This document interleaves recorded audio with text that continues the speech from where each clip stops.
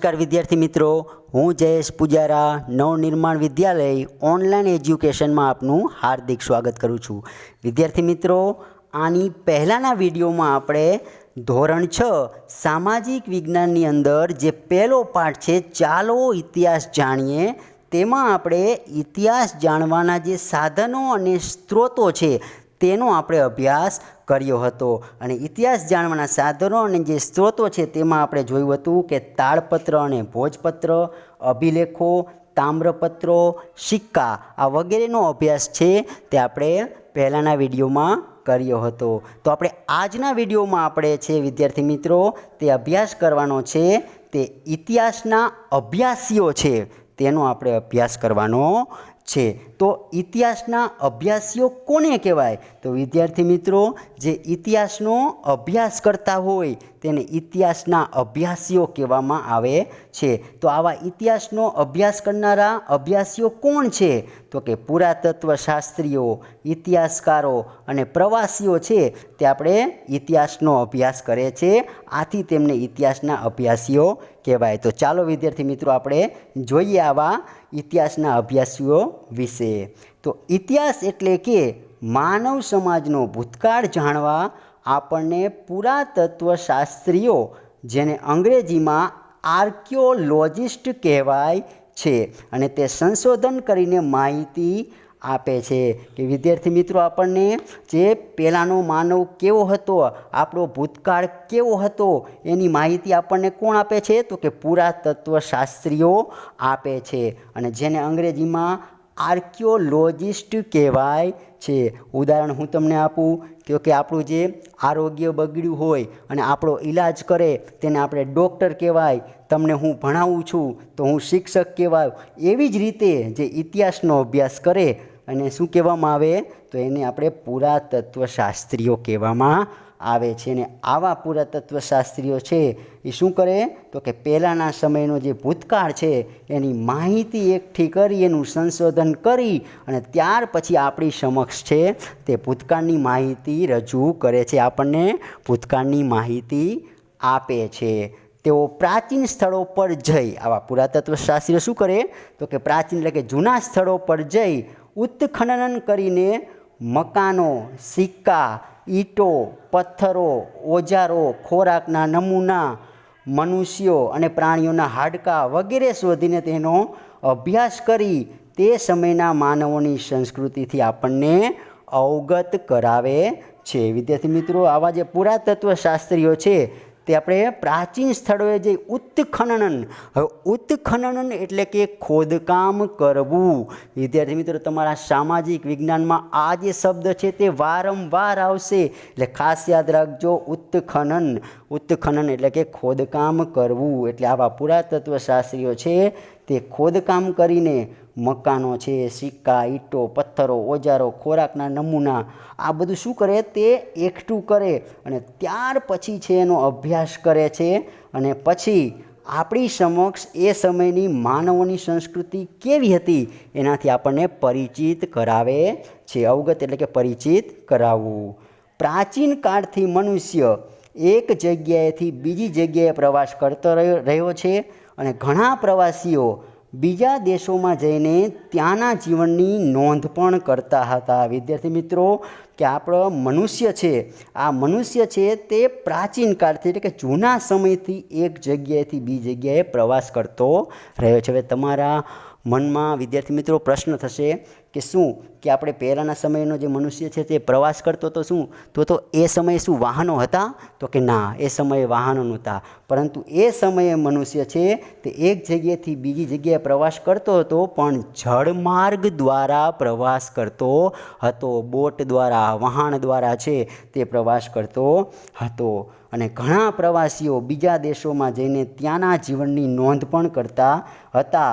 અને આવા પ્રવાસીઓના પ્રવાસ વર્ણનમાંથી આપણને જે તે દેશના ઇતિહાસ અને સંસ્કૃતિની જાણકારી મળે છે. વિદ્યાર્થી મિત્રો, કે આવા ઘણા બધા એવા પ્રવાસીઓ છે કે તે એક દેશમાંથી બીજા દેશમાં જાય અને ત્યાં જઈ ત્યાંના લોકો શું પહેરે છે, તેમનો ખોરાક કેવો છે, તેમના રીત રિવાજ કેવા છે, આવી વગેરે સંસ્કૃતિની શું કરે તે લોકો નોંધ કરે. અને તેમની નોંધ પોથીમાંથી આપણને એ દેશના લોકો કેવા હતા, તેમનો ખોરાક કેવો હતો, તેમના રીત રિવાજ કેવા હતા તેની આપણને માહિતી મળે છે.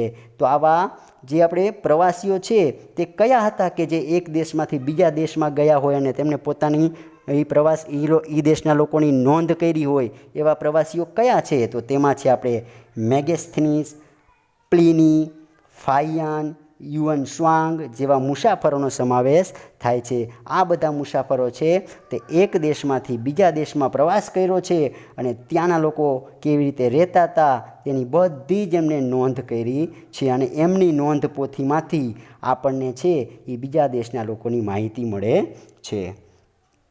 પુરાતત્વશાસ્ત્રીઓ અને ઇતિહાસકારોના સંશોધનોથી આપણને ઉત્તર પશ્ચિમ ભારતમાં સિંધુ નદીના કિનારે પાંગરેલી મહાન સભ્યતાના દર્શન થાય છે. વિદ્યાર્થી મિત્રો, અહીંયા પુરાતત્વશાસ્ત્રીઓ અને ઇતિહાસકારોએ જે સંશોધન કર્યું એ સંશોધનને કારણે, સંશોધન એટલે કે શોધખોળ કરવું, એ શોધખોળને કારણે આપણે ઉત્તર દિશા અને પશ્ચિમ દિશામાં ભારતમાં જે સિંધુ નદીના કિનારે જે પાંગરેલી જે મહાન સભ્યતા છે એના આપણને દર્શન થાય છે. અને ભારતમાં આજથી 4500 વર્ષ પહેલાં અનેક શહેરો છે તે અસ્તિત્વમાં આવ્યા હતા.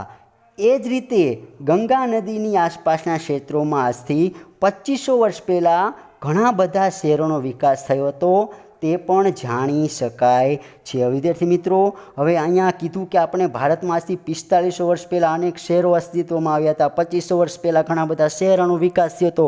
તો આ શેને આધારે આપણે જાણી શક્યા? તો વિદ્યાર્થી મિત્રો, આ છે આપણને પુરાતત્વશાસ્ત્રીઓ અને ઇતિહાસકારો છે એમને જે ખોદકામ કરીને જે સંશોધન કર્યું અને તેના દ્વારા આપણે આ જાણી શકીએ છીએ. અને આ બધા સાધનોથી તે સમયના માનવ સમાજના રીત રિવાજો, ખોરાક, પોશાક અને ટેકનોલોજી તથા સંસ્કૃતિની માહિતી મળે છે. કે વિદ્યાર્થી મિત્રો, આવા જે ઇતિહાસ જાણવાના જે સાધનો છે એ સાધનો દ્વારા આપણે એ સમયના રીત રિવાજો કેવા હતા, માનવીના ખોરાક અને પોશાક કેવા હતા, તે સમયની ટેકનોલોજી કેવી હતી, એ સમયની સંસ્કૃતિ કેવી હતી એની આપણને માહિતી મળે છે. ભારતના અનેક શહેરો અને ગામડાઓ શોધી તેમણે આપણને કપાસ, જવ, ઘઉં ઉપરાંત તે સમયના પ્રાણીઓની માહિતી આપી છે. વિદ્યાર્થી મિત્રો, આવા પુરાતત્વશાસ્ત્રીઓ છે તેને ભારતના આવા અનેક શહેરો અને ગામડાઓ શોધી આપણને એ સમયનો કપાસ કેવો હતો, જવના દાણા કેવા હતા, ઘઉંના દાણા કેવા હતા અને આ ઉપરાંત એ સમયે પ્રાણીઓ કેવા હતા એની આપણને માહિતી આપી છે. ઇતિહાસકારો ભૂતકાળનું અધ્યયન કરનારા મહત્ત્વના વિદ્વાનો છે. અધ્યયન એટલે કે શું કરે? એનો અભ્યાસ કરે. કે ઇતિહાસકારો શું કરે? આપણે ભૂતકાળનો અભ્યાસ કરનારા મહત્ત્વના વિદ્વાનો છે. તેઓ મળી આવેલા સાધનોનું વર્ગીકરણ કરે છે અને સંશોધન કરે છે. હસ્તપ્રતો, દસ્તાવેજો, અભિલેખોમાંથી માહિતી એકત્રિત કરે છે ને પછી યોગ્ય રીતે તેનું આલેખન કરે છે. અને ત્યાર પછી પુરાતત્વશાસ્ત્રીઓ અને ઇતિહાસકારો ભૂતકાળને આપણી સમક્ષ જીવંત કરે છે. વિદ્યાર્થી મિત્રો, શું કરે આ ઇતિહાસકારો અને પુરાતત્વશાસ્ત્રીઓ? તો કે એને જે સાધનો મળી આવ્યા હોય એ સાધનોનું પહેલાં તો વર્ગીકરણ કરે. ઉદાહરણ તમને આપું કે આપણે માની લો કે લાકડાની વસ્તુ હોય તો એક બાજુ મૂકે, લોખંડની વસ્તુ હોય તો એક બાજુ મૂકે. આ શું કર્યું? એનું વર્ગીકરણ કર્યું. એટલે આ રીતે છે તે પુરાતત્વશાસ્ત્રી જે તે સાધનો મળી આવે એનું વર્ગીકરણ કરે, ત્યાર પછી સંશોધન કરે અને જે આપણે ઇતિહાસ જાણવાના જે આપણે સાધનો છે જેવા કે હસ્તપ્રતો, દસ્તાવેજો, અભિલેખો, આ બધામાંથી જે વસ્તુ મળી આવી હોય એની માહિતી એકત્રિત કરી, ભેગી કરી અને ત્યાર પછી એનું આખું આલેખન કરે અને ત્યાર પછી છે તે આ પુરાતત્વશાસ્ત્રીઓ અને ઇતિહાસકારો છે તે ભૂતકાળને આપણી સમક્ષ શું કરે? જીવંત કરે. એટલે કે પહેલાંનો ભૂતકાળ કેવો હતો તે આપણી સમક્ષ જીવંત કરે છે. હવે આપણે જોઈશું ભૂમિનું નામ. તો વિદ્યાર્થી મિત્રો, શું છે ભૂમિનું નામ? ભૂમિનું નામ એટલે શું? તો વિદ્યાર્થી મિત્રો, અહીંયા આપણે એ જોવાનું છે કે આપણા દેશનું નામ જે ભારત છે એ ભારત દેશ નામ કેવી રીતે પડ્યું તેના વિશે આપણે અભ્યાસ કરવાનો છે। તો ચાલો આપણે જોઈએ ભૂમિનું નામ। તો આપણે આપણા દેશને બે નામોથી ઓળખીએ છીએ, એક તો ઇન્ડિયા અને બીજું ભારત। આપણે આપણા દેશને બે નામથી ઓળખીએ છીએ, એક ઇન્ડિયા અને બીજું ભારત। ઇન્ડિયા શબ્દ ઇન્ડસ પરથી ઉતરી આવેલો છે, જેને સંસ્કૃત ભાષામાં સિંધુ કહેવાય છે। વિદ્યાર્થી મિત્રો ખાસ યાદ રાખજો, ઇન્ડિયા શબ્દ છે તે ઇન્ડસ પરથી ઉતરી આવ્યો છે અને તેને સંસ્કૃત ભાષામાં સિંધુ કહેવાય છે। અને પ્રાચીન ઈરાન અને ગ્રીસના લોકો સિંધુ નદીથી પરિચિત હતા, એટલે કે જૂના સમયના જે ઈરાન અને જે ગ્રીસના લોકો છે, આપણી જે સિંધુ નદી છે એ સિંધુ નદીથી શું હતા? પરિચિત હતા। અને તેઓ આજથી 2500 વર્ષ પહેલાં તે પ્રદેશના સંપર્કમાં આવ્યા હતા। કોણ? તો કે ઈરાન અને ગ્રીસના લોકો છે એ આપણે સિંધુ નદીનો જે પ્રદેશ છે તે આપણે આજથી 2500 વર્ષ પહેલાં એ સિંધુ નદીના પ્રદેશના છે તે સંપર્કમાં આવ્યા હતા। અને ઈરાનીઓ છે તે સિંધુ નદીને હિન્ડોસ અને ગ્રીસના લોકો છે તે સિંધુ નદીને ઇન્ડસ કહેતા હતા। અને તેઓ આ નદીના પૂર્વ કિનારે ઇન્ડિયાથી ઓળખાતા હતા। વિદ્યાર્થી મિત્રો કે આ ઈરાનના લોકો અને ગ્રીસના લોકો છે તે આપણે ભારતના જે સિંધુ નદી છે એના આપણે નદીના પૂર્વ કિનારે રહેતા તેમને આપણે ઇન્ડિયાથી નામથી ઓળખતા હતા અને એના ઉપરથી આપણે દેશનું નામ ઇન્ડિયા પડ્યું છે। તો હવે આપણે જોઈએ કે આપણા દેશનું નામ ભારત કેવી રીતે પડ્યું। તો ભારત એવું નામ આપણને ઋગ્વેદમાંથી જાણવા મળે છે। વિદ્યાર્થી ઋગ્વેદ એક ગ્રંથ છે, આપણે 4 વેદો આવે એમાંનો આ ઋગ્વેદ એક ગ્રંથ છે। એમાં ઋગ્વેદમાંથી આપણને છે તે આપણા ભારત દેશનું જે નામ છે એ જાણવા મળેલ છે। ભરત નામનો માનવ સમૂહ છે તે ઉત્તર પશ્ચિમ ભારતમાં આવીને વસેલો। વિદ્યાર્થી મિત્રો ભરત નામનો જે આખો માનવોનો જે સમૂહ છે તે ભારતની ઉત્તર પશ્ચિમ ભારતમાં આવીને વસેલો અને તેમના નામ પરથી આપણો દેશ છે તે ભારત તરીકે ઓળખાય છે। અને આ સમૂહનો ઉલ્લેખ સંસ્કૃતની આરંભિક કૃતિ ઋગ્વેદમાં પણ જોવા મળે છે કે આપણા દેશનું નામ ભારત કેવી રીતે પડ્યું તેનો ઉલ્લેખ આપણને સંસ્કૃતની આરંભિક એટલે કે પ્રારંભની જે આપણે કૃતિ છે ઋગ્વેદ એમાં જોવા મળે છે। હવે વિદ્યાર્થી મિત્રો આપણે જોશું સાલવારી। તો શું છે સાલવારી? તો વિદ્યાર્થી મિત્રો જે આપણે આ તારીખ છે વારની છે જે આપણે ગોઠવણી કરી છે તેને આપણે સાલવારી કહેવામાં આવે છે। તો આ સાલવારીની ગોઠવણી કેવી રીતે થાય છે તેની આપણે માહિતી મેળવીએ। તો ઇતિહાસમાં સમયનું ખૂબ જ મહત્ત્વ છે કે આપણે ઇતિહાસ છે એમાં સમયનું ખૂબ જ મહત્ત્વ છે, કારણ કે કઈ વસ્તુ કયા સમયની છે એ જાણવું આપણા માટે ખૂબ જ મહત્ત્વનું હોય છે। એટલે ઇતિહાસ માટે સમયનું ખૂબ જ શું છે? મહત્ત્વ છે। ઘટનાઓ સમય અને સ્થાનની સાથે જ લખી શકાય છે કે જે ઘટના બની હોય તો એ ઘટના શું? તો કે એના કયા સમયે બની, કયા સ્થાને બની, કઈ તારીખે બની, આ બધું આપણે સાથે જ લખી શકાય છે।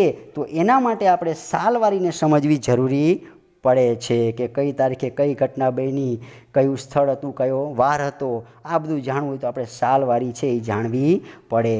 તો આપણે સમયને તારીખ, માસ અને વર્ષ સાથે સાંકળીને સમજીએ છીએ કે આપણે સમયને આપણે જે સમય છે એને કઈ રીતના આપણે ઓળખીએ છીએ?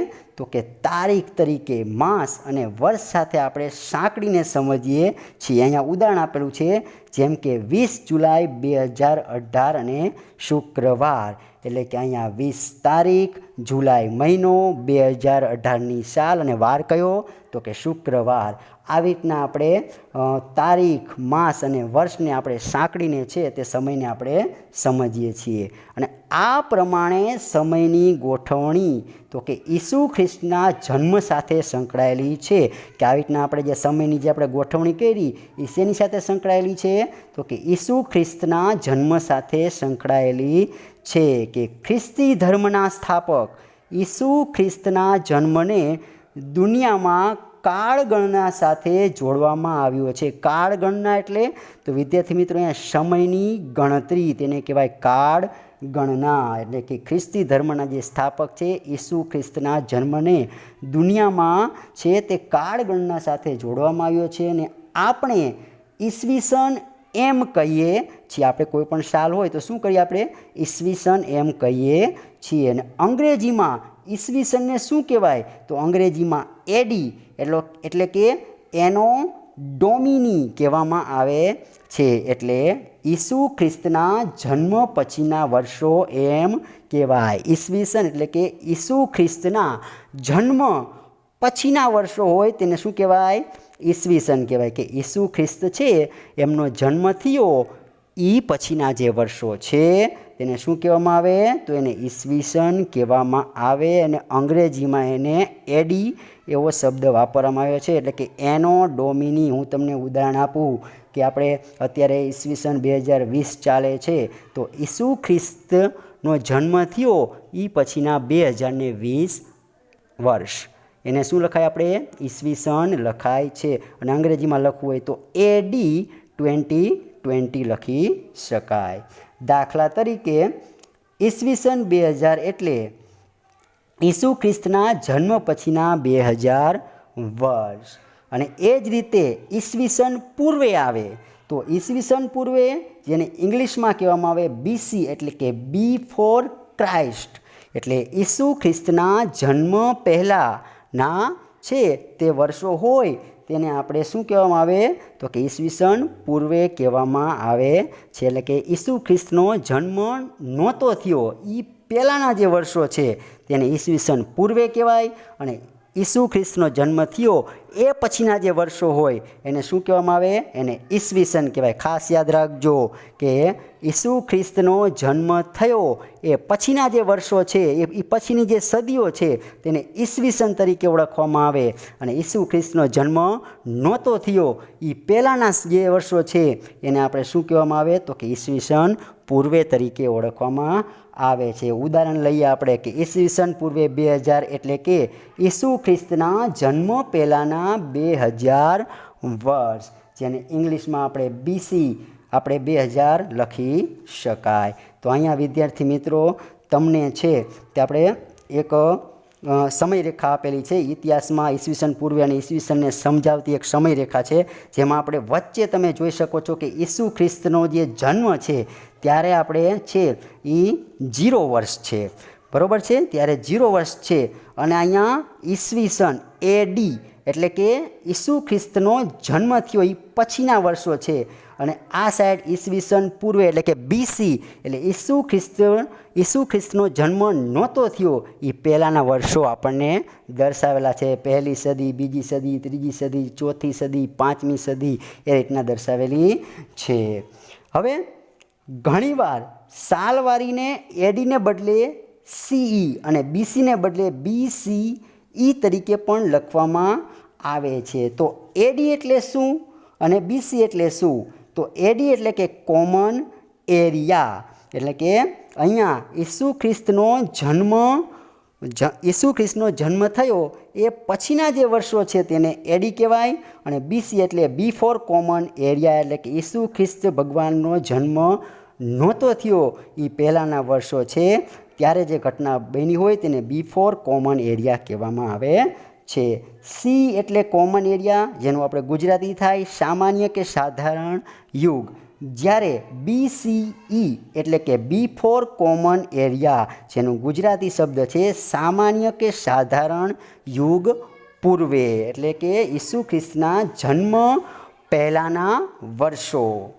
ખ્રિસ્તી ધર્મ વિશ્વના મોટા ભાગના રાષ્ટ્રો સાથે સંકળાયેલો હોવાથી અનેક રાષ્ટ્રોની જેમ આપણે ભારતમાં પણ આ જ સાલવારીનો પ્રયોગ કરી છે કે ખ્રિસ્તી ધર્મના વિશ્વના મોટા ભાગના રાષ્ટ્રો ઘણા બધા દેશો એવા છે કે આપણે આ સમયને આપણે તારીખ માસ અને વર્ષ સાથે સાંકળીને સમયને સમજી છીએ એવી રીતના ઘણા બધા જે રાષ્ટ્રો છે એ પણ આ રીતે આપણે સમયને છે તે તારીખ માસ અને વર્ષ સાથે સાંકળીને સમજે છે ને જેમાં આપણે ભારતમાં પણ આ જ સાલવાળીનો આપણે પ્રયોગ કરીએ છીએ। અને ઘણીવાર બીપી એટલે કે બિફોર પ્રેઝન્ટ શબ્દનો પણ ઉપયોગ થાય છે।